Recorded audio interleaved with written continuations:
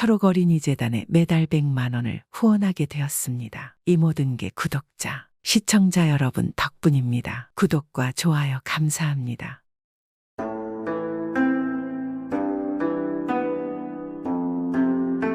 옛날 옛적에 꽃분이라는 처녀가 살고 있었습니다. 꽃분이는 어릴 적에 부모님을 모두 여의고 마을에서 가장 부자인 양반집의 여종으로 생활했습니다. 꽃분이는 비록 미천한 여종이지만 셈이 빠르고 영특해서 주인 마님이 자신의 몸종으로 삼았습니다. 그런데 이 집 마님은 인성이 온화하고 베풀 줄 아는 아녀자였지만 유독 재물에는 욕심을 부리며 어떻게 하든 재물을 더욱 많이 모으려 했습니다. 마님의 재물 욕심은 마을 전체가 알 정도였습니다. 그러던 어느 날 멀끔하게 차려입은 선비가 마님의 집에 왔습니다. 그리고서 마님을 뵙기를 청했습니다. 여기 주인 마님을 만나러 왔네. 한번 뵐 수 있는지 청해주게나? 그 말을 들은 하인은 선비에게 그럴 수 없다고 했습니다. 워낙 많은 잡상인들이 마님에게 찾아오지 않았겠습니까? 마님에게 돈을 꾸거나 사기를 치기 위해서 말입니다. 나는 보통 시정잡배가 아니다. 중국으로 가는 역관인데 지금 노자를 도적대들한테 빼앗겨서 지금 급히 자금을 마련하러 온 것이다. 난 임금님이 하사한 물건을 맡겨놓고 급히 돈을 구하려 하는 것이다. 그러면서 역관 증명서를 보여주고 보자기 하나를 꺼냈습니다. 그러자 하인이 마님에게 다시 청하니 마님이 이번에는 선비를 만나러 나왔습니다. 자네가 중국으로 가는 역관이란 말인가? 그런데 역관이 도적대들한테 당했으면 관하로 갈 것이지 왜 여기로 온 것이냐? 그러자 선비가 웃으며 말하는 것입니다. 저희는 당장 여비를 마련해 중국으로 가야 하는데 관아에 가봤지만 여비를 마련할 여력이 없어서 당장은 힘들다는 것입니다. 그리고서 이곳 마님의 집을 가르쳐주며 찾아가 보라 하였습니다. 마님이 속으로 뭔가 생각한 듯 천천히 입을 열었습니다. 그래, 그럼 내가 노자를 마련해주면 무엇을 해주겠느냐? 나도 뭔가 이문이 있어야 하지 않겠나? 예, 제가 그냥 노자를 빌리러 온 것이 아닙니다. 그리고 보자기 속에서 하얀 백자 하나를 꺼내놓으며 말하는 것입니다. 이건 이 나라에 하나밖에 없는 백자입니다. 혹시 이런 때를 대비해서 저희 역관들은 몰래 감추어 가지고 다닙니다. 물론 귀하기 때문에 가격 또한 아주 비쌉니다. 만냥을 좋게 주어야 살 수 있습니다. 저희가 이걸 담보로 5,000냥을 빌리겠습니다. 그리고 중국에서 올 때 만냥에 다시 찾겠습니다. 그때까지 잘 보관해 주시면 됩니다. 이 말을 들은 마님은 순간 눈이 뒤집히고 정신을 못 차릴 정도로 좋았습니다. 보관만 하면 5,000냥이 그냥 들어오는데 이런 장사가 어디 있겠습니까? 마님은 기쁜 마음을 숨기며 내 함부로 돈을 내주지는 않지만 나란 일을 하는데 어찌 그냥 보고만 있겠는가? 마침 딱 5,000냥이 있으니 그걸 내줌세. 선비는 5,000냥을 받고 도자기를 맡기고 유유히 사라졌습니다. 그 후 약속한 날이 한참 되어도 역관이 도자기를 찾아오지 않는 것입니다. 마님이 혹시나 해서 마을에 도공을 불러서 도자기의 진위를 물었습니다. 그러자 도공은 손살에 치며 말하는 것입니다. 이것은 그냥 장터에서 파는 흔한 자기입니다. 한 푼의 가치도 없습니다. 이 말을 들은 마님은 드러누웠고 이걸 지켜본 꽃분이가 마님에게 말하는 것입니다. 마님 그만 일어나시어서 기운을 차리세요. 제가 마님의 돈을 찾을 방도를 알고 있습니다. 그 소리에 마님은 자리에서 벌떡 일어나는 것입니다. 꽃분아, 정말 내 돈은 찾을 방법이 있는 게냐? 그것이 참말이냐? 예, 제가 시키는 대로 하시면 그리할 수 있을 겁니다. 어떻게 하면 되는 것이냐? 내 무슨 일이든지 아마. 마님이 받은 도자기가 깨졌다고 동네방네 소문을 내십시오. 그래서 그것 때문에 시름을 전폐하고 드러누워 전전긍긍한다고 말입니다. 그러면 그놈이 다시 올 것입니다.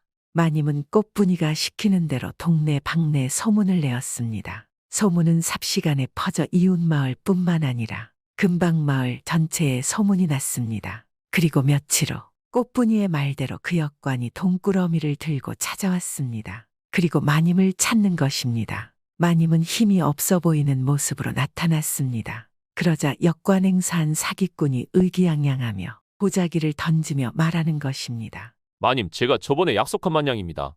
그러니 백자를 돌려주십시오. 혹여라도 백자가 깨지거나 흠이 있다면 마님이 5,000냥을 주셔야 할 것입니다.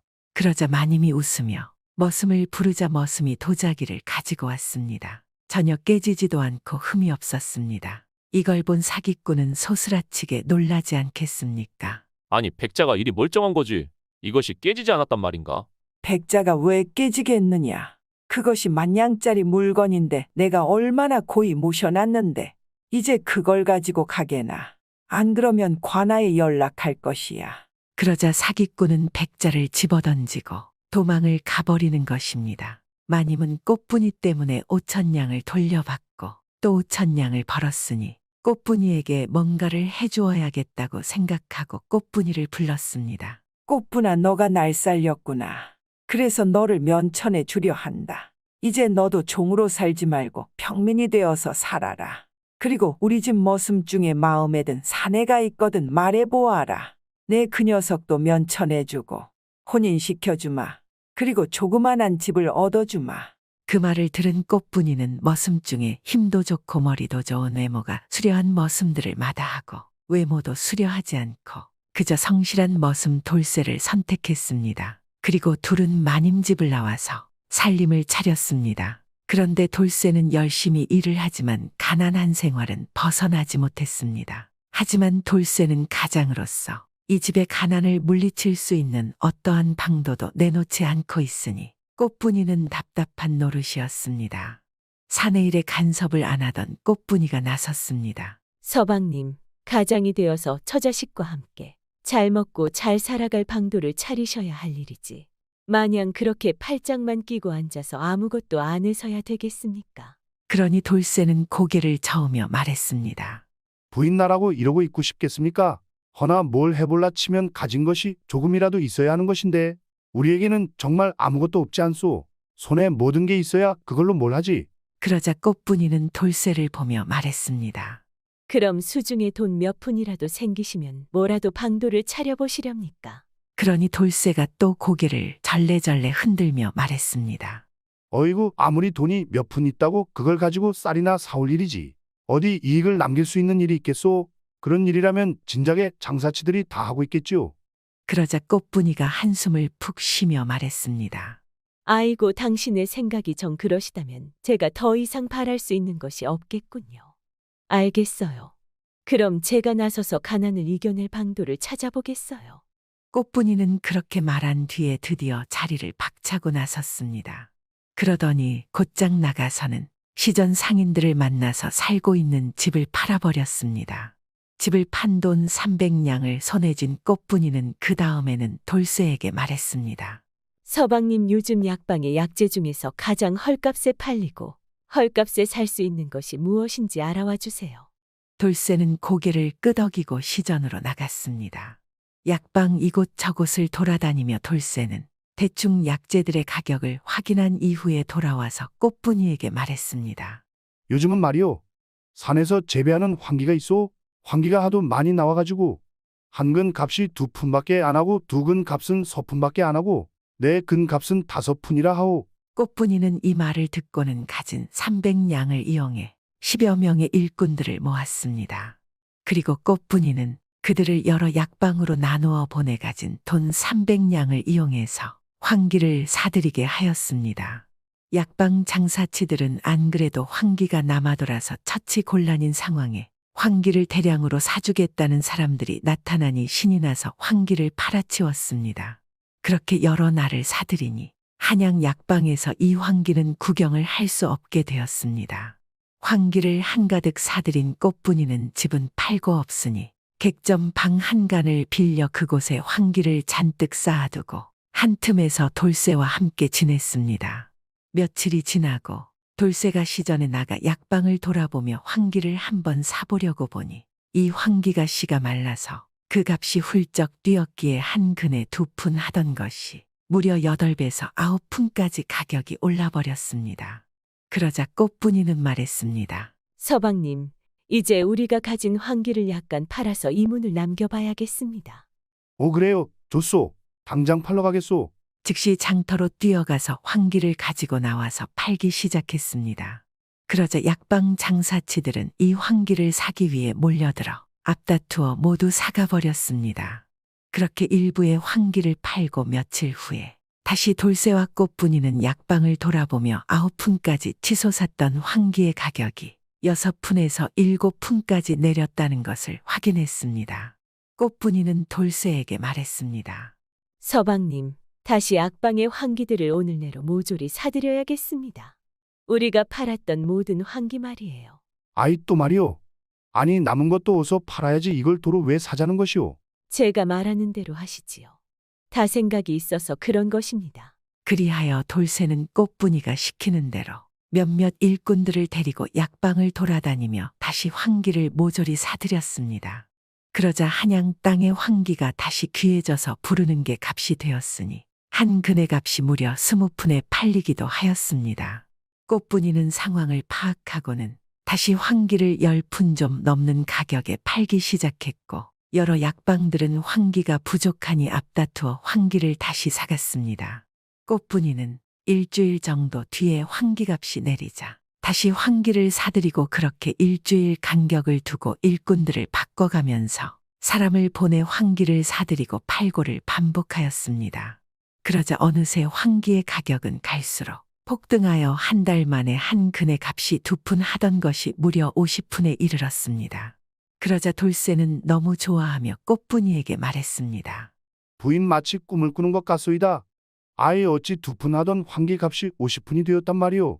우리가 자그마치 1000근이 넘는 환기를 가지고 있으니 우린 이제 부자요. 어서 팝시다.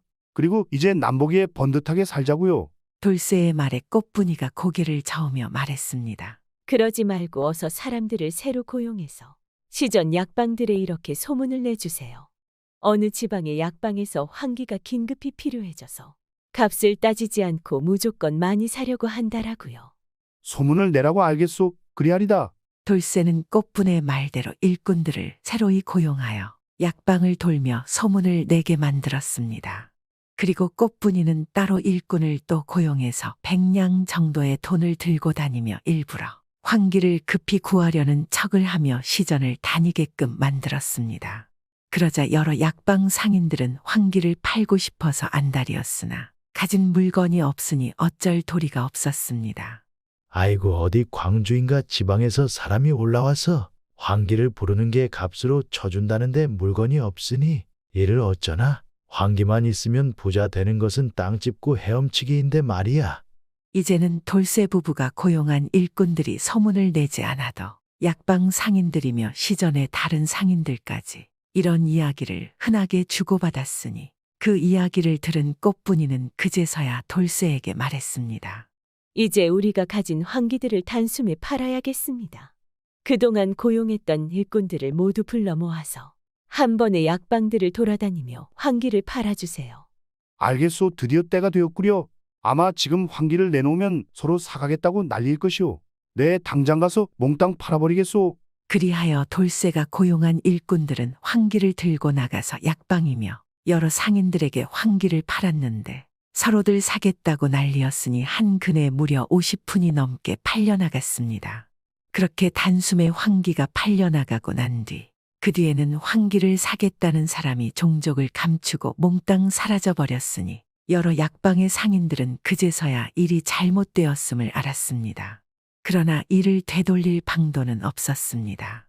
꽃분이는 한 달 만에 집을 판 돈 300냥을 가지고 10,000냥 가까이 되는 돈을 벌어들였으니 돈으로 다시 큰 집을 사고 살림을 잘 꾸려서 남편 돌쇠와 자식들과 함께 잘 먹고 편안하게 오래오래 잘 살았다고 합니다.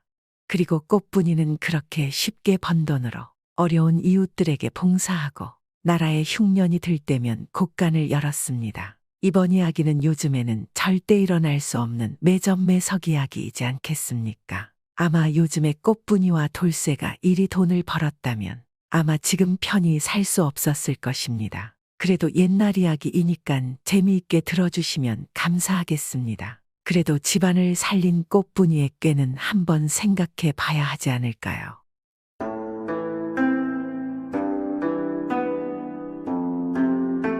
옛날 옛적에 어느 마을에 돌쇠라는 사람이 살았습니다. 이 돌쇠는 어려서부터 영특했고 수완이 아주 좋았습니다. 그래서 주위 사람들이 장사를 권했지만 돌쇠는 그리 재물 욕심이 많지 않았기 때문에 농사를 지으며 근근히 살아갔습니다. 그러던 어느 해 마을 전체가 흉년이 들어서 마을 사람들 생활이 힘들어졌습니다. 물론 돌쇠도 힘들지 않겠습니까?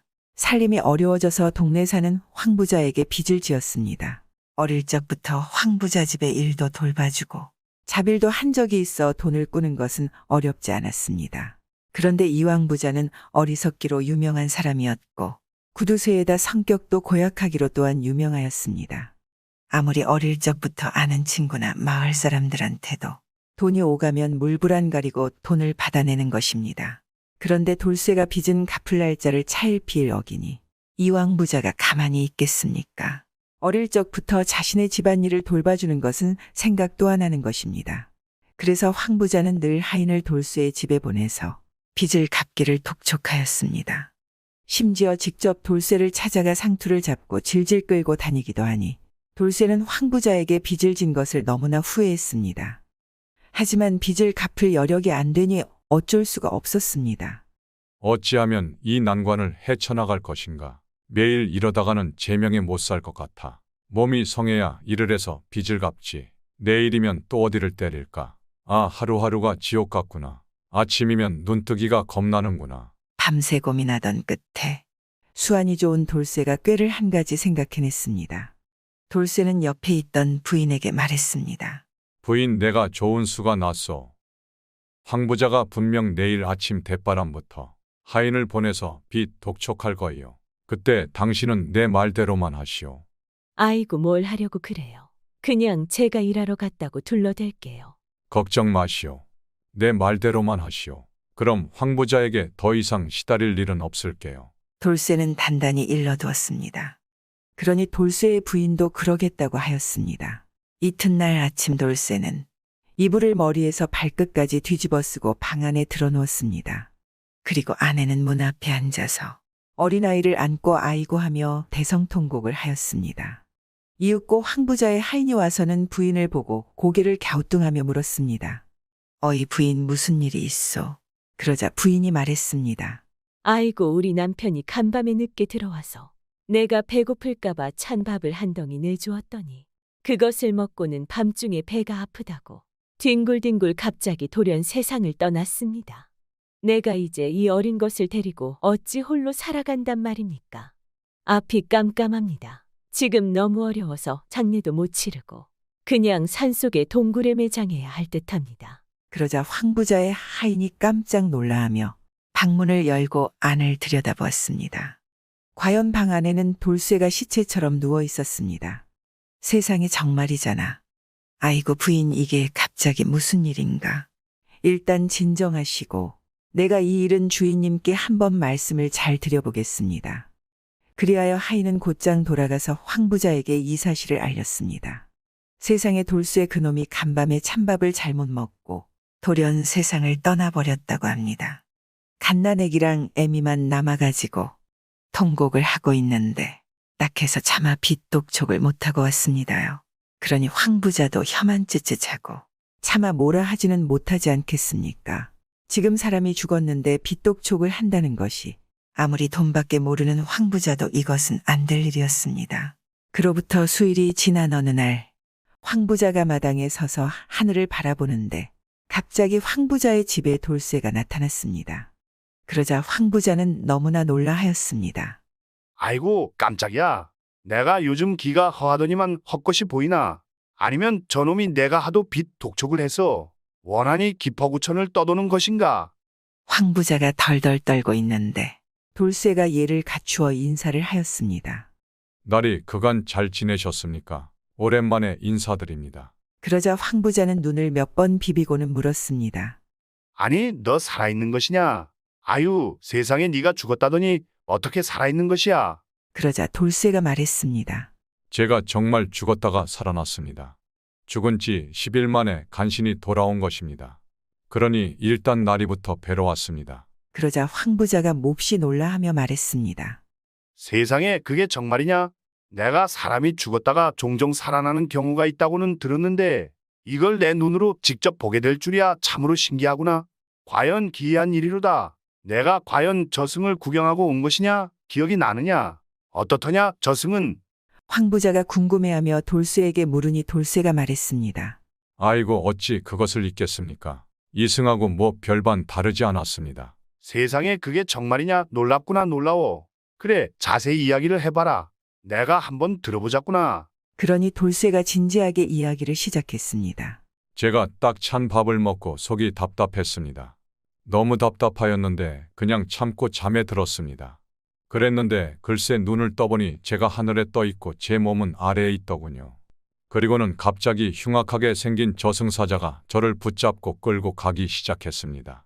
저를 알 수 없는 어둠 속으로 계속 떠밀고 끌면서 데려갔지요. 그리하여 저승으로 보이는 곳에 당도하였는데 길거리며 산천 사람들 집들이 이 세상과 거의 비슷하였습니다. 아니 그런데 저승사자가 저를 압송하여 딱 판관처럼 보이는 사람 앞으로 데려갔습니다.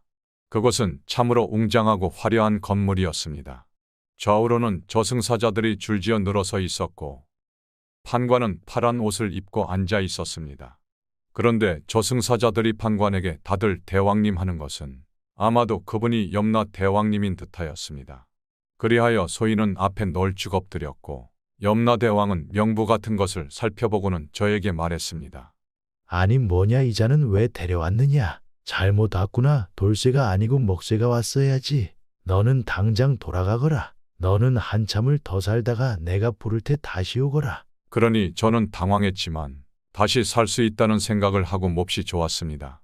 그래서 물었지요. 저는 돌아가는 길을 모릅니다. 그러니 저를 집으로 데려다 주십시오. 그러니까 염라대왕이 돌쇠를 잡아온 저승사자는 들어라. 모두 너희들의 잘못이니 이 돌쇠를 집까지 편하게 데리고 가라. 그래서 제가 저승사자와 동행을 하였는데 큰 길가에서 문득 어떤 사람이 저희 손을 잡고 반가워하길래 자세히 보니까 돌아가신 나리의 부친어른이셨습니다. 살아생전에 저와도 자주 얼굴을 봤었지요. 제가 이 집의 일을 어릴 적부터 자주 하였으니까요. 그러자 황부자가 몹시 놀라하며 물었습니다. 아이 세상에 네가 우리 아버님을 봤단 말이냐? 잘 지내시더냐? 그러자 돌쇠가 말했습니다. 나으리 송구하지만 돌아가신 어르신께서는 굶주린 기색이 얼굴에 만연하시고 의복이 아주 허름하셨습니다. 그리고 다 떨어진 집신을 신고 계셔서 저는 생전에 고귀한 자태만을 봐왔는지라 처음에는 알아보질 못하였습니다.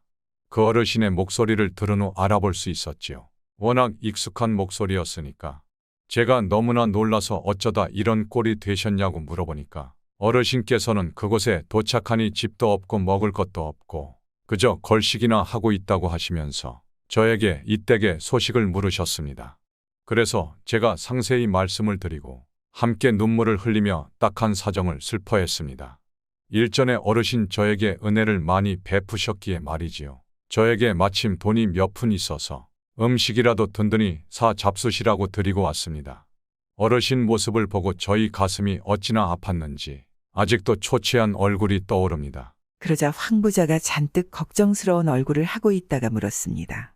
아니 그럴 수가. 그럼 혹시 우리 어머니는 뵈었느냐? 우리 어머니가 함께 계시지 않았느냐? 그러자 돌쇠가 머뭇머뭇거리며 말했습니다.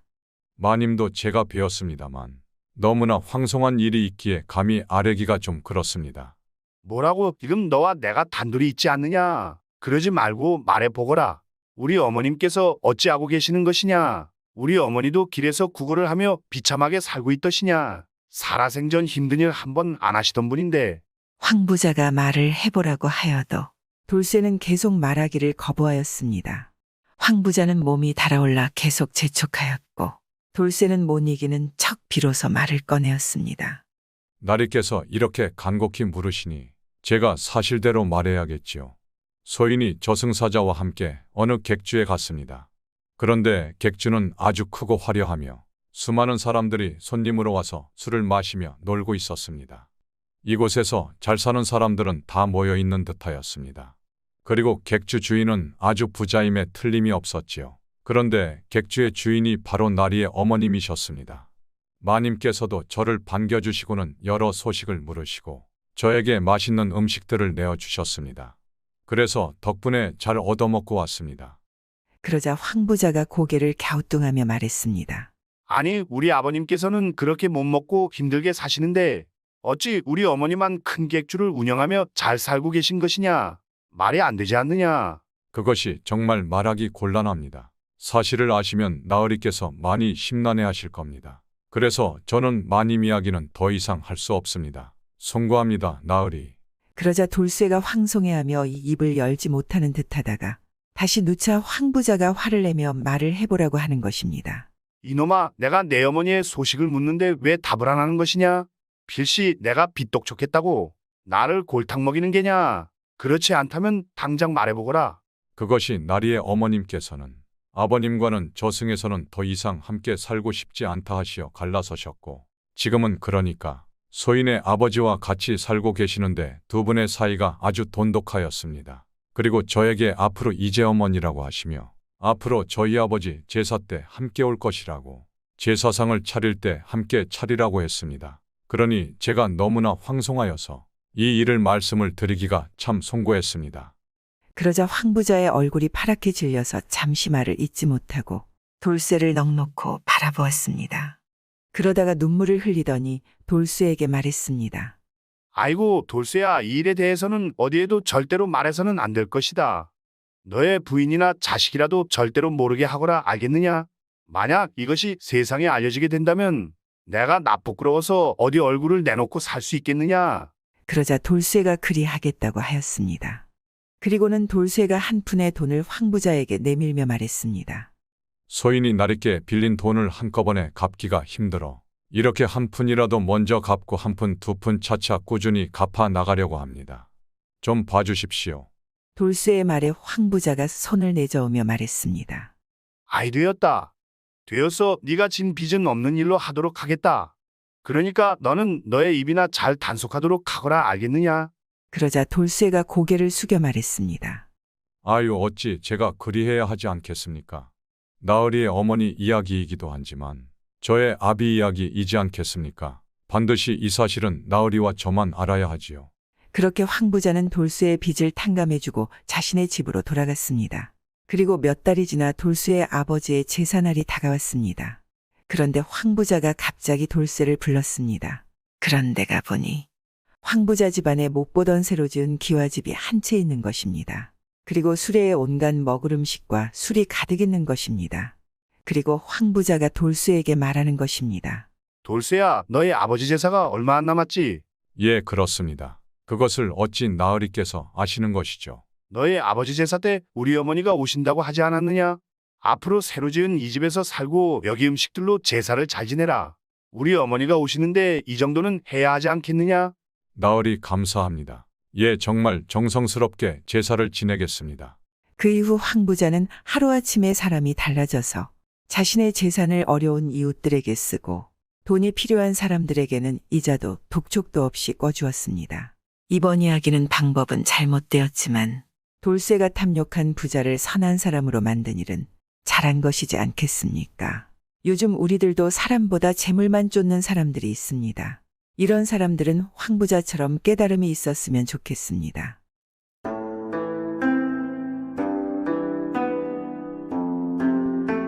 옛날 옛적의 조선시대 임진왜란이 일어난 후 약 50여 년의 시간이 흘렀을 때입니다.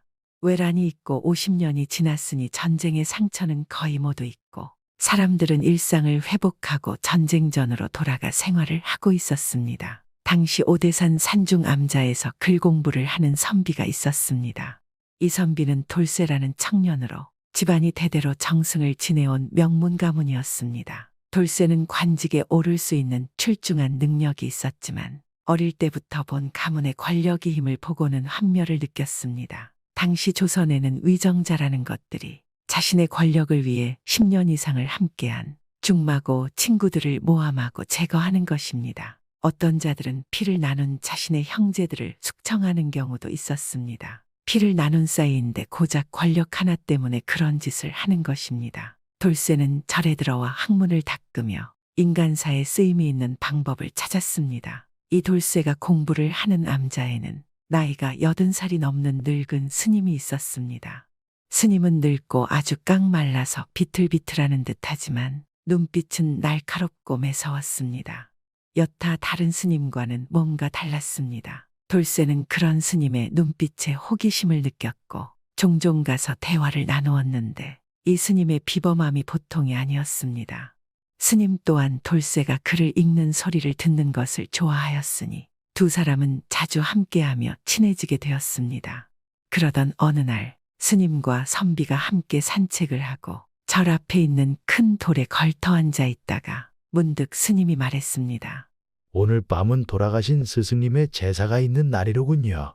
먼저 들어가 봐야겠습니다. 그렇습니까? 들어가시지요.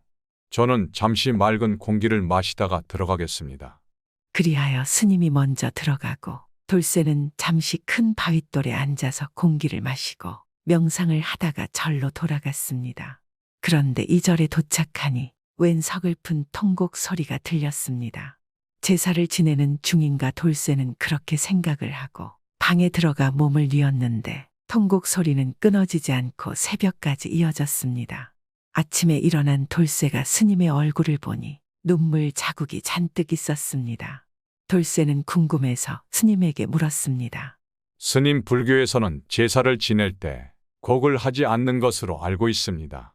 그런데 스님께서는 참으로 어젯밤 슬프게 곡을 하시더군요. 그 소리가 너무나 서글펐고 새벽까지 이어지던데 무슨 곡절이 있는 것입니까? 스님은 돌쇠의 눈을 보고는 한참 말이 없다가 입으려는 것입니다. 절에서 곡절이라 아주 긴 사연이 있습니다. 재미없지만 한번 들어보시겠습니까? 그러자 돌쇠는 기다렸다는 듯이 말하는 것입니다. 들려주시지요. 궁금합니다. 연세가 지극한 스님께서 어찌 밤새 통곡하는지, 얼마나 원통한 한이 있으면 그러는지. 돌쇠의 대답에 스님은 지그시 눈을 감고 마치 과거를 떠올리듯 말을 시작했습니다. 스님의 말은 이러했습니다. 저는 사실 이 조선에서 태어나고 자란 사람이 아닙니다. 지난날 임진왜란이 있을 당시 풍신수길이 조선을 침략하기 전에 검술에 능한 20살 안 된 젊은이들을 선발했었지요. 처음 5만 명에서 3만 명을 뽑았고 그리고 3만에서 다시 1만을 뽑았으며 마지막으로 1만에서 3천 명을 추스렸습니다. 소수 정예 부대를 만들었습니다. 그 정예 부대들은 늘 앞장을 서서 조선군과 싸웠지요. 모두가 잘 갈아놓은 시퍼런 칼과 같은 군사들이었으니 참으로 기세도 강함도 뛰어났습니다. 그리하여 우리 부대는 동해안을 따라 9고을을 치고 북쪽으로 산을 넘어 함경남도 지역까지 유린한 뒤 함경북도 깊숙이 들어갔습니다. 그곳에는 사람들은 별로 없었고 그저 바닷가 인근에 약간 높은 암벽만이 우뚝 솟아 있었습니다.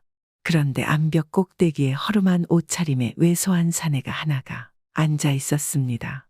우리는 사내를 잡기 위해 암벽 위에 조총을 쏘아댔습니다. 그런데 웬걸 그자는 엄청난 고수였습니다. 우리가 쏘는 탄환들을 모조리 검으로 튕겨냈죠. 수천 발의 탄환이 그렇게 그의 낙엽처럼 우수수 암벽 아래로 떨어졌습니다.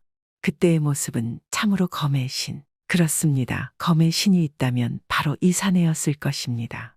우리가 모두 모습에 넋을 놓아 보고만 있었지요. 그런데 갑자기 사내가 펄쩍 뛰어올라서 새처럼 날아 우리들 사이로 내려왔습니다.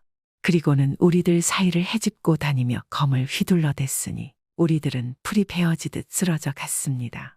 그렇게 검술에 능한 자들 사이에서도 뛰어난 자들을 추린 우리 정예군 3,000명은 순식간에 한 사람의 손에 모두 당해버리고 말았습니다. 그리하여 결국 마지막에 남은 것은 저와 또 다른 군사 1명 그렇게 둘뿐이었습니다.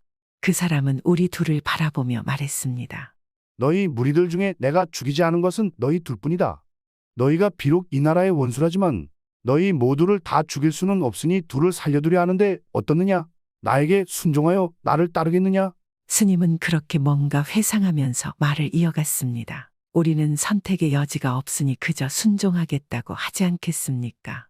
그리하여 우리 두 사람은 사내를 따라 산속으로 들어갔습니다. 그리고 몇 년을 그의 밑에서 수련을 하고 검술을 배워서 그 사내의 검술을 모두 체득하게 되었죠. 그렇게 우리는 스승과 제자 사이가 되는 것입니다. 우리 셋은 팔도와 명산을 돌아다니기 시작하였는데 무척 좋았습니다.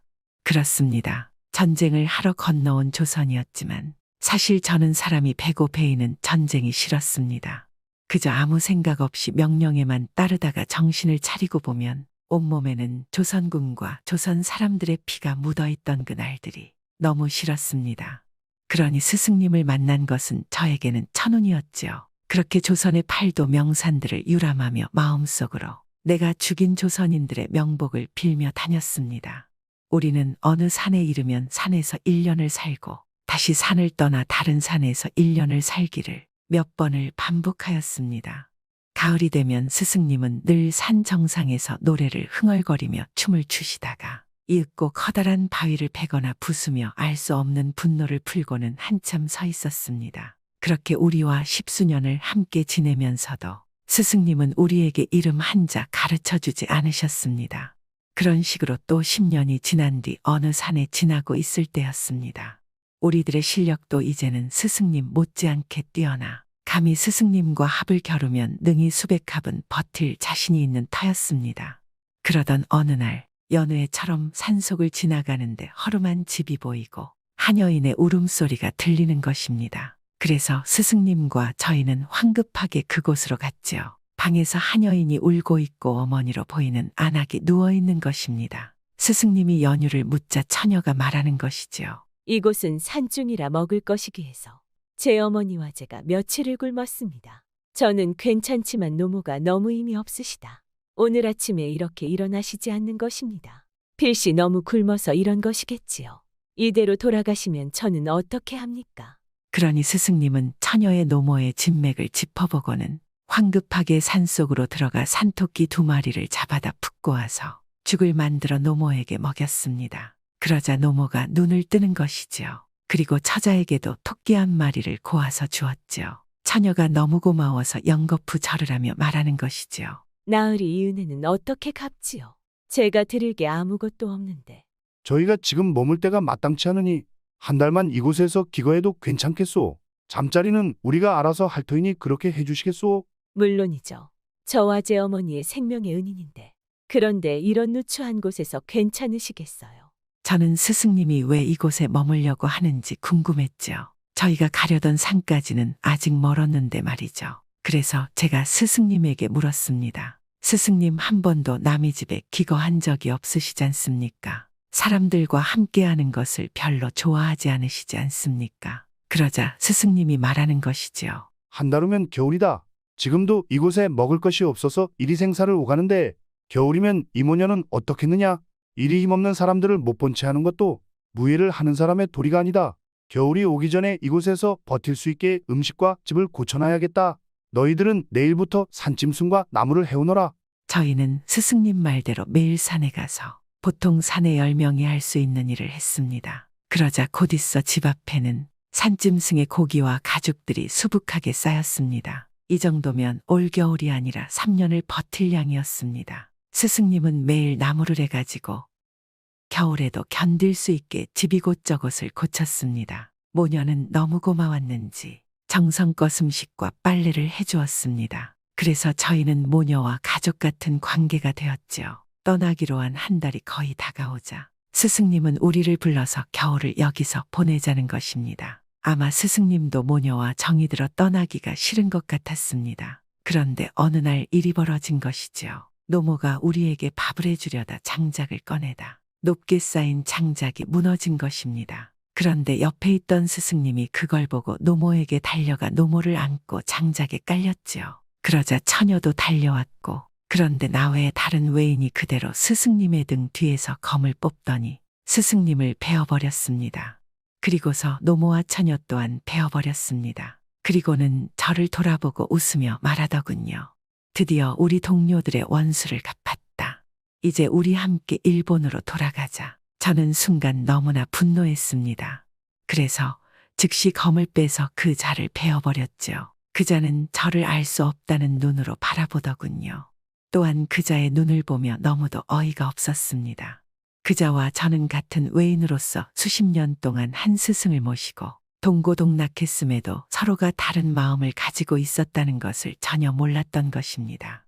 그리고 살뜰히 저희에게 대접을 해준 힘없고 착한 모녀를 한 칼에 벤 것이지요. 참으로 인간의 마음이란 알 수 없는 것이더군요. 그렇게 스승님의 원수를 갖고 저는 생각했습니다. 본디 우리 세 사람은 부자 형제 사이와 같았건만 하루아침에 산길에서 모두를 잃었다. 조선에 온 외인 검객 3,000명 중에 나와 이자가 살아남았었는데 그중 나머지 한 사람을 내가 죽였으니 이젠 천하에 오직 나 하나만 남았을 뿐이다.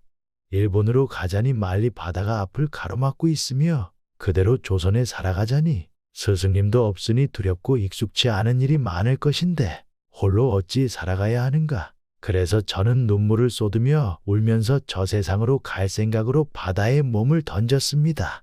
하지만 마침 바다에서 큰 물결이 일어나서 저는 거기에 떠밀려 해안으로 다시 밀려오게 되었지요. 그렇게 한번 목숨을 던지는 것이 실패로 돌아가니 다시 바다로 몸을 던지는 일은 할 수가 없었습니다.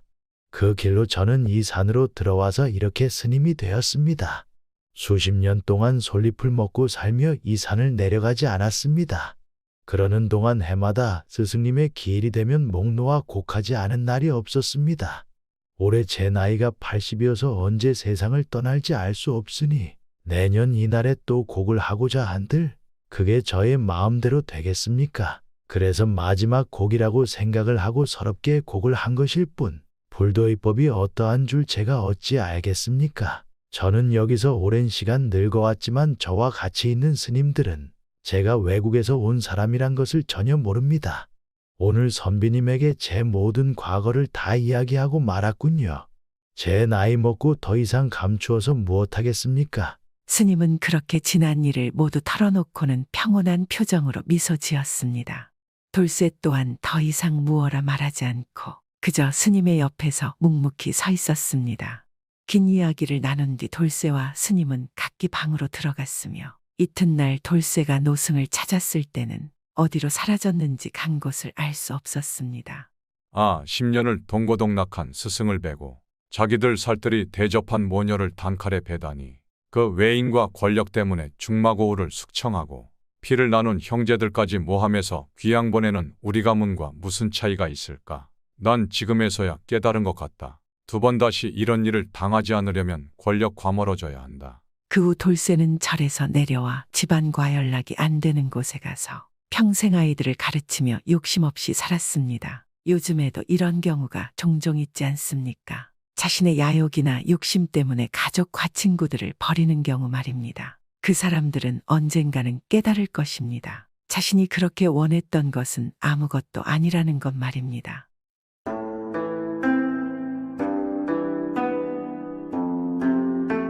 옛날 옛적에 어느 마을에는 학문이 뛰어나고 머리가 아주 영특한 돌쇠라는 선비가 살았습니다. 돌쇠는 관직에 오르기 위해서 과거에 응시하였는데 이상하게 자꾸만 낙방을 하였습니다. 그보다 학문이 떨어진다고 평가받는 선비들은 척척 과거에 잘만 붙는데 돌쇠는 자신만 자꾸 떨어지니까 너무나 화가 나고 이를 이상하게 생각했습니다. 그래서 돌쇠가 아름아름 알아보니깐 돌쇠가 과거에 응시할 때는 이상하게도 명문 가문의 자식들이 응시한 것입니다. 그렇기 때문에 돌쇠는 합격하고도 관직에 오르지 못하는 상황인 것입니다. 그런 돌쇠에게 이런 사실을 알려준 친적 관리가 알려주는 것입니다. 돌쇠야, 자네 같은 선비는 많다. 억울하게 낙방하지 않으려면 장원으로 급제해라. 그러면 누구도 널 낙방시킬 수 없다. 그러나 돌쇠는 그리할 수 없었습니다. 물론 학문에 누구보다 자신 있었지만 장원이 될 정도면 오로지 학문에만 신경 써야 하는데 돌쇠네 집의 형편이 넉넉하지 않아 그리할 수 없었습니다. 계속 과거에 실패하고 집안 사람들도 뒷바라지에 어렵게 되었으니 돌쇠는 살아갈 다른 방도를 찾아 나서기 시작했습니다. 마침 그는 함께 수학하던 친구들 중에 한 친구가 안동의 부사로 임명받았다는 소식을 들었습니다. 친구가 학문을 할 때 나한테 늘 배우고 은혜를 입었으니까 내가 찾아가서 부탁을 하면 모른 척하지는 않을 것이야. 돌쇠는 그렇게 생각을 하고 안동 부사에게 찾아갔습니다. 이복에 자네 안동에 부사로 발령이 났다 하던데 참으로 축하하네. 고맙네. 자네도 빨리 과거에 합격하여 관직에 나와야지. 자네의 능력이면 능히 그러고도 남을 텐데 참 이상하구만. 그러자 돌쇠가 잠시 고민하다 말을 꺼냈습니다. 내가 혹시 자네와 함께 안동에 가도 되겠는가? 우리 집 살림이 어려워져 내가 살 길이 좀 막막하네. 돌쇠의 말에 안동 부사가 말했습니다. 내가 자네의 살림을 조금은 도와줄 수 있으나 자네 아주 안동에 자리를 잡을 생각인가? 내가 온전히 다 도와줄 수는 없을 것인데 나도 막부임한 관리이지 않은가? 나한테는 그럴 힘도 능력도 없다는 것을 자네도 알고 있지 않은가? 그러자 돌쇠가 고개를 저으며 말했습니다. 알다마다 막 부임한 관리 다 거기서 거긴 거지. 내가 많은 돈이나 뭐 재물을 달라고 이야기하는 것이 아니네. 다만 안동 아전 중에 거의 우두머리 자리인 도서원은 그래도 먹고 사는 데에는 문제가 없는 자리라고 하니 그 자리를 자네가 나에게 주면 내가 자네를 보좌하고 나도 먹고 사는데 문제가 없을 것이니 좋지 않겠나. 그러자 안동 부사가 말했습니다. 안동은 향리들이 드세다고 들었네. 도서원은 향리들의 노른자위와 같은 자리인데 어찌 자네에게 자리를 양보를 하려 하겠는가? 그 일은 더 이상 이야기하지 말게 힘들 것일세. 그리고 지금 자네가 나한테 하는 것은 청탁이 아니라 부정을 말하는 것이네. 나라의 관리를 어찌 친분으로 내줄 수가 있겠는가? 청렴하고 고든 성품을 가진 줄 알았지만 정말 내가 자네를 잘못 봤네. 아니네, 내가 진정 그런 부덕한 청을 하겠나. 내 말 한번 들어보시게. 자리를 나에게 냅다 뺏어다 주라는 말은 아닐세.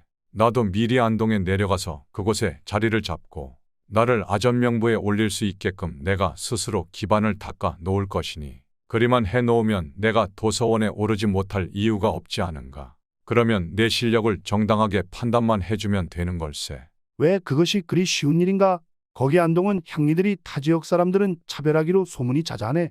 나에게 좋은 방법이 있다네. 무엇인가 할 만하다면 내가 그리 해보겠네. 내가 알아보니 안동은 예로부터 명문가가 많고 양반들의 득실거려서 그곳의 관리들은 양반들의 친인척이거나 재물을 받고 된 자들이 많다고 하네. 그러니 어차피 파직당할 일 없이 아주 쉽게 일을 한다는 구만. 그래서 송사를 해도 제대로 하지 않고 힘없는 백성들만 고초를 당하네. 난 그런 향리들의 버릇을 고치고 수령들이 올바른 판단을 해서 백성들이 억울함 없이 하려는 걸세. 내가 생각해봤는데 그리고 돌쇠는 계속해서 말을 이어갔습니다. 자네가 부임을 한 후에 여러 송사를 다루게 될 것이네. 그럴 때 자네의 판결문을 형방이 미처 받아쓰지 못할 것이네. 제대로 된 형방이라면 꼼꼼하게 적어야 하지만 이곳 형방은 대충대충 적어서 자네에게 보고할 것이네. 그러면 자네는 면박을 주거나 죄를 물어 다그치게나 그것도 무시하고 계속해서 그렇게 한다면 약간의 곤장도 치시게. 매번 이런 식으로 하면 자연히 방법이 생길 것이니 그리고 올라오는 공문서 중에 내가 올리거나 나를 거쳐간 것이 있다면 잘 썼다고 매번 칭찬을 해주게. 이러기를 수십일 하고 나서 명을 내려 형방을 뽑되 모든 사람들이 두루 시험을 볼 수 있게 하게나. 그리고 나도 마땅히 시험에 응시를 할 것이고 자네가 올바르고 한치의 오차 없이 답안을 본다면 나의 능력이면 단연 내가 으뜸으로 내가 형방이 된 뒤에야 도서원을 맡게 되는 것은 자연스러운 일이 아닌가. 그러면 내가 자네를 잘 보좌하기 시작하면 그야말로 자네는 제대로 된 아전들을 거닐게 되는 수령이 되지 않겠나. 안동 양반들에게 끌려가지 않고 올바른 정사를 하지 않겠나. 그건 그렇지. 그럼 그렇게 해보자고. 내 자네의 말을 들어보니 내 자네를 속물로 봐서 미안하구만. 이 모든 게 백성들과 나를 위해 하는 것인데 말이야. 그리하여 돌쇠는 안동 부사보다 먼저 안동으로 내려갔습니다. 그리고 자신을 다른 고을에서 아전을 하다가 이사를 온 사람이라고 사람들에게 소개하였습니다. 그리고 늘 사람들이 많이 오가는 주막에서 식사를 해결하면서 여러 사람들의 문서를 대신 써주기도 하고 사람들이 쓴 문서를 보아주기도 하였습니다. 워낙 이 돌쇠가 학문에도 능통하고 셈도 빠르고 글재주도 좋으며 머리까지 좋으니 사람들은 그가 수정해주거나 써주는 문서로 이득을 많이 보았고 거기다 이런저런 조언에도 덕을 많이 보았습니다. 어느새 여러 아전들이 그의 능력을 알아보고 그를 후하게 대접해 주었습니다. 그래서 아전들이 장터에 그가 거처할 곳을 마련해 주고는 여러 문서들을 그에게 상해하기 시작했습니다. 그리 되니 사실상 아전이나 다름없었으며 아전들이 문서를 위해 올리기 전에 검사하는 역할을 하는 것이나 다름없게 되었습니다. 그리고 얼마 후 돌쇠의 친구 안동부사가 드디어 안동 신간 사또로 부임하여 안동 관아에 도착하였습니다. 그동안 밀려있던 송사를 보고하도록 하라. 사또는 오자마자 전임 사또가 미처 자신이 오기까지 해결하지 못했던 송사들을 처리하기 시작했는데 그 판결 과정에서 형방이 자신의 말을 미처 받아쓰지 못하는 일이 생기면 바로바로 잡아내어 부족함을 따져 물었습니다. 돌쇠의 말이 맞았던 것입니다. 형방이라는 자가 사또의 말을 반도 못 적는 것입니다. 형방은 계속해서 면박을 당하고 심하면 곤장까지 맞게 되었습니다. 거기에다 여러 문서들의 작성 상태도 번번이 트집을 잡아 엄히 다스리고 또 관리들을 불러다가 형방의 일 처리가 바르지 못함을 탓하며 제대로 된 형방을 택하지 못하였다고 죄를 물었습니다. 그러자 아전들은 난리가 났고 형방은 결국 지쳐서 자리를 물러났습니다. 빈 형방의 자리를 맡을 사람이 필요했지만 사또가 워낙 엄격하게 구니까 형방을 하겠다고 나서는 자가 아무도 없었습니다. 한편 이 와중에도 사또에게 아전들이 칭찬을 받는 경우가 있었는데 그것은 바로 이 아전들이 돌쇠에게 대신 써달라고 하여 받아온 문서들이나 돌쇠에게 점검을 받은 문서들을 보고할 때였습니다. 때문에 아전들은 더더욱 돌쇠에게 의존하게 되었고 그가 행여라도 떠날까봐 두려워하기까지 하였습니다. 하루는 사또가 이방을 불러다 말했습니다. 내가 한양에서 부임하기 전에 들으니 너의 고을이 원래부터 학문으로 유명한 고장이라 들었다. 헌데 지금 와서 보니 참으로 한심하지 않은가? 아전들은 늘 문서를 작성함에 서투르고 틀리는 것이 많고 일처리도 대충대충 하는구나. 거기에다 빈 형방 자리에 적합한 자가 아전들 중에 한 사람도 없다니 이게 말이 되는가? 사또의 말에 이방은 아무런 말도 할 수가 없었습니다. 그러자 사또가 말했습니다. 정녕 이 자리에 앉을 자가 없단 말인가? 내 직접 형방을 뽑아야겠다. 언제까지 비워둘 수는 없는 노릇이니 공개적으로 정확하게 형방 자리에 앉힐 사람을 뽑아야겠구나. 마을 방방곡곡에 방을 붙이거라. 누구든 문필이 있는 사람은 형방에 지원하게 하고 그들을 대상으로 시험을 볼 것이다. 사또의 말에 형방에 앉을 사람이 없어 고심하던 이방은 차라리 잘 되었다 생각하고 즉시 명을 시행하였습니다. 그리하여 정말로 기존의 아전들과는 관계없이 마을에서 글 좀 쓰고 학문을 좀 했다 하는 사람들도 형방에 지원할 수 있게 되었고 이 시험에 많은 사람들이 몰려들었습니다. 돌쇠 또한 시험을 치렀으니 과연 그 중에 으뜸으로 뽑혔습니다. 사또는 짐짓 모른 척하며 돌쇠의 답안을 보며 감탄하고는 물었습니다. 이 고장에도 인재가 있긴 있구만. 이 자는 어떤 자인가? 그러자 이방이 말했습니다. 이 자는 원래 이 마을 사람은 아니고 다른 마을에서 아전을 하다가 이사를 온 사람이라 합니다. 그런데 저희 관청에서 잠시 몸을 위탁하고 있습니다. 그러자 사또가 고개를 끄덕이며 말했습니다. 이 사람의 답안이 가장 출중하구나. 거기다 다른 고을에서 아전 일을 맡아보았다 하니 이거 참으로 적임자가 아닌가? 이자에게 형방을 맡기면 될 것이다. 당장 그를 이관청에 출입을 허락하고 형방으로 임명하거라. 그리하겠습니다. 이방이 즉시 사또의 명을 이행하였습니다. 그래서 돌쇠는 원하던 대로 형방의 자리에 임명이 되었고 그때부터는 과연 형방의 직무를 원활히 수행해 나갔으며 다른 아전들의 업무도 거들어 도왔습니다.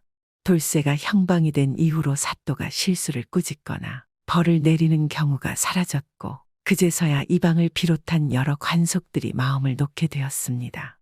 그리고 얼마 후 관속들을 새로 임명할 시기가 되자 사또는 돌쇠에게 형방과 함께 도서원을 겸임하게 하였는데 누구도 이에 반발하지 않았습니다. 그리하여 돌쇠는 형방과 도서원을 겸하며 얻은 재물들로 집도 사고 살림도 거하게 차렸습니다. 돌쇠는 매번 문서를 드리고 낼 때마다 간단하게 내용들을 기록하여 사또에게 은밀히 전달하였고 사또가 그것들을 바탕으로 관속들의 업무를 파악했기 때문에 모든 관아의 사정이며 마을의 사정들을 귀신같이 다 알고 있는 것처럼 보였습니다. 그리고 실제로도 돌쇠가 아주 잘 정리해서 알려주었기에 이 모든 사정을 꿰고 있는 것이 맞았습니다. 그래서 백성들은 사또를 존경하며 관속들 모두 그런 사또를 두려워하며 따랐습니다. 그리고 예전에 대충 하던 일을 언제 그랬냐는 듯이 제대로 하고 사또에게 보고하기 전에 꼼꼼하게 살피게 되었습니다. 돌쇠 덕에 그간 고통을 당했던 마을 주민들도 이제는 없었고 사또 또한 처음 부임한 관직이었지만 친구 돌쇠 때문에 수년을 해온 수령보다 잘했습니다. 그리고 몇 회에 걸쳐 돌쇠는 도서원과 형방을 하며 많은 재물을 거둬들이게 되었으니 소득이 거짓만냥에 이르게 되었습니다. 그리고 그 다음 해에 사또의 임기가 끝난 돌쇠는 자신이 얻은 소득을 모두 한양의 본가로 올려보냈습니다. 그리고 어느 날 돌쇠는 친구 사또를 찾아갔습니다. 그동안 고마웠네. 내 자네가 공정하게 날 평가해 주어서 이렇게 되었네. 내 아무리 능력을 피려고 한들 자네와 같이 평가해 주지 않으면 난 그저 이곳에서 그리나 쓰는 선비가 되었을 것이네. 난 이제 자네도 다른 곳으로 부임하고 이곳 아전들도 이제는 성심껏 일하게 되었으니 난 이만 고향으로 가겠네. 돌쇠의 말에 사또는 뭔가 생각을 하고는 그래, 자네는 이런 곳에서 형방이나 도서원이나 할 사람은 아니네. 자네가 무엇 하려고 하는지 알겠네. 내 마을 같아서는 다음에 부임할 고을에 데려가고 싶지만 그것은 내 욕심일터. 가서 자네의 뜻을 이루게나 친구요. 그리고는 그날 밤 돌쇠는 아무도 모르게 안동의 모든 가산을 정리하고 바람처럼 떠났습니다. 아전들은 갑자기 사라진 형방 돌쇠를 찾아 나섰지만 도통 보이지 않아 당황하고 사또에게 이를 보고하니 사또는 그저 그냥 두라고 말하였습니다. 그래서 이전들도 더 이상 돌쇠를 찾지 않았습니다.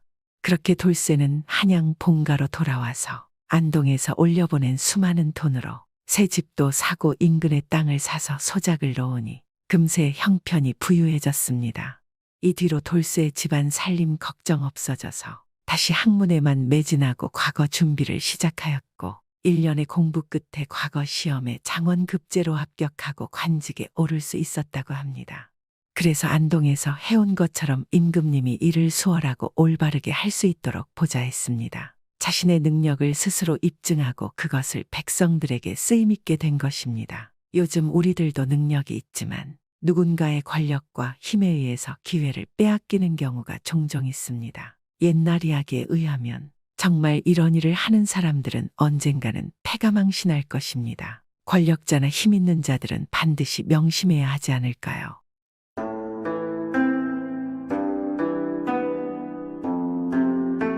옛날 옛적에 어느 마을에 돌쇠라는 한 선비가 있었습니다. 이 돌쇠는 30 정도의 나이에 학문에만 열중했고 자신이 열심히 학문에만 집중한다면 인간사 도리를 깨달을 것이라 생각했습니다. 그리고 깨달음에는 나이는 별 상관없다고 생각하고 자신만의 고집으로 그렇게 체계만 몰두했습니다. 그리고 3년이 지나자 자신은 인간사를 깨달았다고 생각하게 되었습니다. 이 돌쇠는 자신이 욕심을 극복하고 도를 깨우쳤다고 말하고 다니며 사람들에게 훈수를 두기를 좋아하였습니다. 돌쇠가 어느 날 산보를 하기 위해 마을을 돌아다니고 있었습니다. 그런데 논에서 끙끙대고 주저앉은 노인을 보았습니다. 노인이 너무 고통스러워하는 것 같아 돌쇠가 노인에게 가서 물었습니다. 어이 노인장, 거기서 왜 그리 앉아있소? 무슨 사고라도 당한 것이오? 그러자 노인이 아픈 허리를 만지며 말하는 것입니다. 아, 그것이 오늘 안에 여기 별을 답해야 하는데 시간이 없다 보니 무리하게 하다가 그만 허리가 잘못된 것 같습니다. 왜 굳이 욕심을 내서 일을 하니깐 이런 일이 벌어진 것 아니겠소? 내일 하면 되고 안 되면 모레 하면 되는 일인데 굳이 오늘 하려 하는 욕심을 내니 이런 일이 벌어진 것 아니겠소? 과한 욕심은 불운을 몰고 올 뿐인 걸 모르시오. 그러자 노인이 아픈 허리를 만지며 이 없는 표정으로 말하는 것입니다. 선비님은 농사를 안 해봐서 잘 모르시는 말씀입니다. 일에는 모두 순서와 시기가 있는 것입니다. 오늘 반드시 해야 할 일이 있는 것이고 내일 해야 할 일이 있는 것이지요. 오늘 별을 베어놓아야 내일 벼탈을 탈곡할 수 있습니다. 그러자 돌쇠가 한심한 듯 노인을 보며 그러니깐 그것이 욕심 때문이오.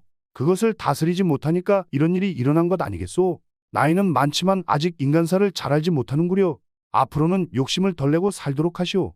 그러면 모든 게 편해질 것이오. 돌쇠는 노인에게 훈계를 하고 그곳을 떠났습니다. 그러자 노인이 사라져가는 돌쇠를 보며 혀를 차며 혼잣말을 하는 것입니다. 저 어린 놈이 무슨 소리를 하는 거야? 선비라 글이나 읽는다고 뭔가 대단한 것처럼 생각하나 보네. 이놈아, 이렇게 일해도 먹고 살기가 팍팍하다. 식솔들을 굶기면서 살란 말이냐?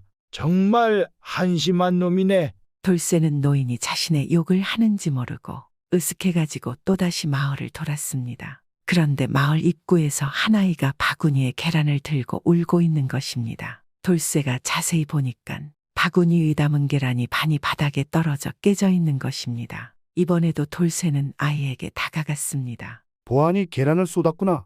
그래서 이렇게 많이 깨진 것이구나. 그런데 왜 달걀을 쏟은 게냐?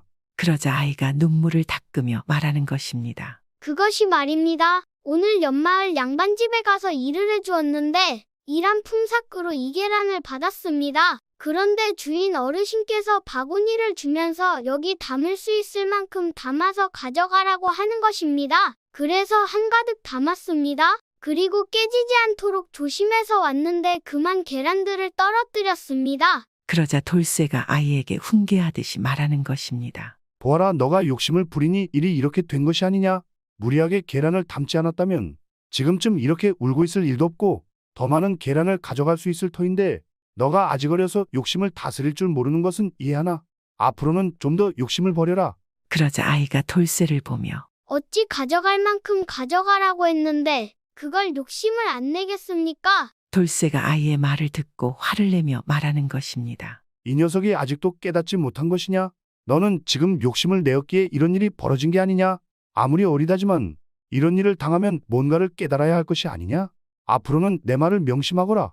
그리고 돌쇠는 뭔가 으쓱했는지 가볍게 발걸음 옮겨 그곳을 떠났습니다. 아이는 돌쇠의 말에 격분했는지 더욱 눈물을 흘리면서 떠난 돌쇠를 보며 혼잣말로 선비님이 무얼 안다는 것이요. 이 정도 계란이어야지 우리 열 식구들이 겨우 먹을 수 있는데 내가 뭘 잘못했다는 것입니까? 이제 어떡하지? 가족들이 나만 기다리고 있을 터인데. 그리고 며칠이 지난 어느 날 마을의 사또가 잔치를 열고 마을 사람들을 불러서 음식과 술을 나누어 주었습니다. 이곳 사또는 이곳에 부임한 지 20년이나 되었고 나이도 한갑에 가까웠습니다. 워낙인 덕이 있어서 매년 관청의 곳간을 열어서 마을 사람들에게 잔치를 베풀었습니다. 그런데 이 사또는 장난기가 아주 많은 사내였습니다. 그런 사또에게 돌쇠의 소문이 귀에 들어왔습니다. 사또는 언젠가는 돌쇠를 한번 보고 싶어 하지 않았겠습니까? 마침 마을 잔치이기 때문에 돌쇠가 올 것이라 생각했습니다. 아니다 다를까 돌쇠가 잔치에 왔습니다.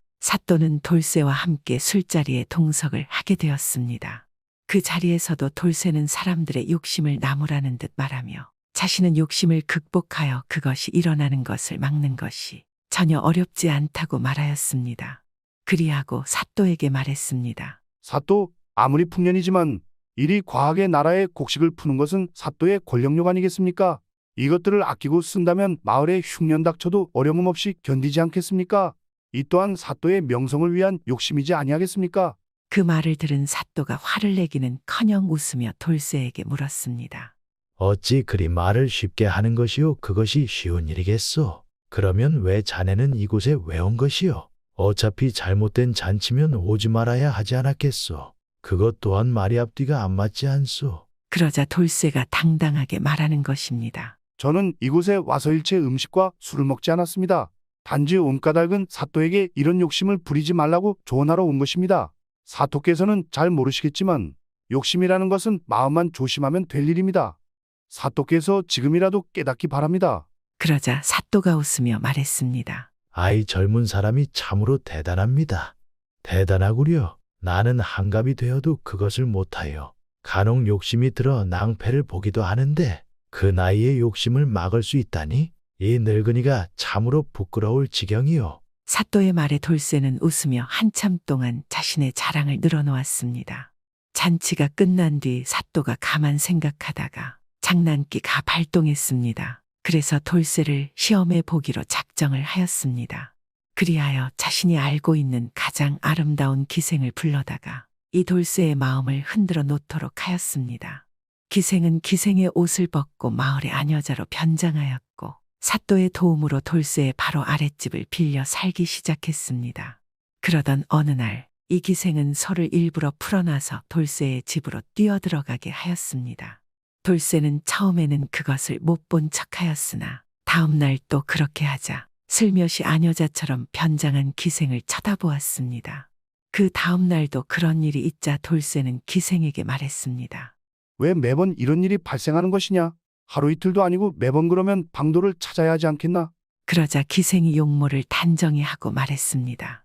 저는 이웃집에 사는 나나기옵니다. 제 서방은 징벌되어 국경을 지키러 북쪽으로 갔지요. 그래서 집에 없습니다. 저 혼자 소를 키우고 지내고 있는데 이놈의 소가 너무 사나워서 외양간을 빠져나와 자꾸만 이곳에 들어와서 이렇게 끌고 가고 있는 것입니다. 그러니 돌쇠는 관심 없다는 듯 그러냐 하고는 아무 일 없는 듯 천연덕스럽게 책을 읽었습니다. 저녁이 되자 이 기생은 달빛 아래에서 애처로운 노래를 부르기 시작했습니다. 돌쇠도 잠시 알 수 없는 외로운 생각을 하던 차에 기생의 노래를 듣고는 마음이 싱숭생숭해져서 마루를 배회하였습니다. 그때 이 기생이 모르는 척하며 돌쇠의 집 앞을 지나가는데 모습을 본 돌쇠는 자신도 모르게 생각했습니다. 참으로 아름다운 미모로구나. 전에는 몰랐지만 선녀가 내려온 듯하구나. 그때였습니다. 이 기생이 돌쇠를 옆으로 슬쩍 보고는 옷깃을 여미며 인사를 건넸습니다. 저는 전에 소를 끌고 갔던 사람입니다.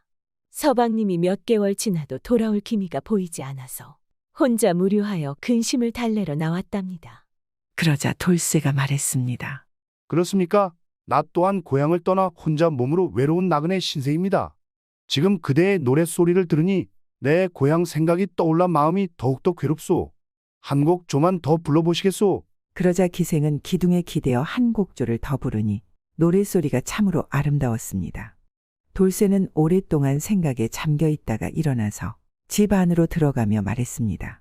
나는 돌아가겠소. 그대도 돌아가시오. 그렇게 며칠이 지나고 어느 날 밤에 이 기생이 단장을 잘하고 술을 차려가지고 돌쇠에게 찾아왔습니다. 그러자 돌쇠는 놀라 하였으니 기생이 아름다운 자태를 뽐내며 말했습니다. 일전에 나으리의 말씀을 듣고 또한 생각을 해보았습니다. 나으리의 마음과 소녀의 마음이 같으니 함께 술이나 드시면서 마음을 달래시지요. 돌쇠는 기생의 노랫소리에 생각에 잠긴 데다가 술을 마시고 보니 경계하는 마음이 풀어졌습니다. 오히려 이 기생이 자신을 두고 가버릴까봐 걱정을 할 정도가 되었습니다. 돌쇠는 정신이 어지러워지고 마음이 홀린 듯 흐려졌습니다. 그렇게 매일 이 기생이 찾아왔으니 돌쇠는 밤만 되면 기생이 하자는 대로 여기저기 왔다 갔다 하기 시작했습니다. 돌쇠는 남 보기가 부끄러우니까 남들이 모르게 하자고 하였지만 이미 기생은 사또에게 사실을 모두 전해주고 있었습니다. 어느 날 사또의 집안에 경사가 있어서 사또가 또 밤에 성대한 잔치를 베풀었습니다. 마을의 사람들이 앞다투어 사또의 집으로 모여들었는데 기생도 돌쇠에게 함께 구경을 가자고 하였습니다. 돌쇠가 난처해 하니 기생이 말했습니다. 여인이 밤에 다니면 위험한데 오늘 밤은 달도 없고 어둡습니다. 나르리께서도 무료하시니 같이 가시지요. 돌쇠는 고개를 저으며 말했습니다. 다른 사람들이 혹시나 나를 알아보면 어쩝니까? 그러자 기생이 웃으며 말했습니다. 걱정하실 것 없습니다. 여인의 모습으로 변장을 하셔서 뒤에서 몰래 보고 계신다면 누가 알겠습니까? 그러자 돌쇠는 좋은 생각이라며 말대로 하였습니다. 그렇게 돌쇠는 여인의 모습으로 변장을 하고 기녀와 함께 사또의 집에 갔습니다. 선비와 여인네들 틈에서 한참 놀던 중에 돌쇠는 그만 기생을 잃어버리고 말았습니다. 아니 어디 갔지? 한참 돌쇠가 기생을 찾아 허둥대는데 그때 사또가 문지기들에게 명했습니다. 오늘 밤 몹시 춥구나. 이곳의 마을 사람들을 그냥 밖으로 내보내지 말고 몸을 데울 수 있도록 문 앞에서 술을 한 잔씩 권한 뒤에 차례로 나가도록 하시게 하라. 그러면서 사또는 문지기들에게 작은 목소리로 별도로 뭔가를 지시했습니다. 그렇게 문지기들은 명령대로 하기 시작했습니다. 그래서 손님들이 차례로 문을 나서기 시작했고 대부분 다 나갔을 무렵 돌쇠의 차례가 되자 문지기들이 그를 데리고 사또의 방 앞에 가서 말했습니다. 선비께서 여기 계셨습니다. 오셨으면 사또님한테 인사라도 오시지. 어찌 그냥 가려 했소. 돌쇠는 문지기들의 말에 깜짝 놀랐으나 뭐라 말은 못하고 어쩔 줄을 몰라 하고 있었습니다. 사또는 모르는 척방 안에서 놀라하며 말했습니다. 아니 오늘 밤에 손님이 없을까 걱정을 했는데 선비께서 이렇게 와주시다니 내가 왜 진작 알아보지 못했을꼬. 사또가 그리 말하면서 안에 있던 손님들과 밖으로 나와서 돌쇠의 모습을 보고 웃음을 참으며 말했습니다. 아니 어찌 선비께서 차림이 그러하신 것이오. 머리에는 기녀들이나 쓰는 가발이 아닙니까? 아이 웬 저고리를 치마까지 어이처럼 차림이 난해하고 간소하다니. 선비께서는 참으로 알 수 없는 기인이시구려. 사또는 부끄러워하는 돌쇠를 윗자리로 앉히고 별도로 상을 내어 놓았습니다. 돌쇠는 이러지도 저러지도 못하고 머리를 긁적이고 있는데 갑자기 풍악이 울리고 익숙한 노랫소리가 들려왔습니다. 바로 돌쇠와 함께 온 기생이었습니다. 기생은 모두의 앞에서 춤과 노래를 하였으니 그제서야 모든 것이 사또가 꾸민 일이었다는 것을 깨달은 돌쇠는 얼굴이 벌개졌습니다. 참으로 부끄러워서 혀를 깨물고 싶은 심정이었습니다. 그런 일이 있고 나서 돌쇠는 두 번 다시는 욕심을 제 마음대로 다스릴 수 있다는 말을 입 밖으로 꺼내지 않았습니다. 그리고서는 아무도 모르게 마을을 떠나서 더 이상 돌쇠를 볼 수 없었습니다. 이번 이야기는 철없는 선비가 자신의 어설픈 학식을 믿고 남을 가르치려 하다 망신당한 선비의 이야기이지 않겠습니까? 요즘도 일부 젊은 사람들이 어르신들의 말을 무조건 무시하는 경우가 있습니다. 하지만 알아야 할 것입니다. 나이는 그리 쉽게 먹는 것이 아니며 젊은 사람들이 알 수 없는 많은 깨달음을 얻는 것입니다. 구독은 공짜입니다.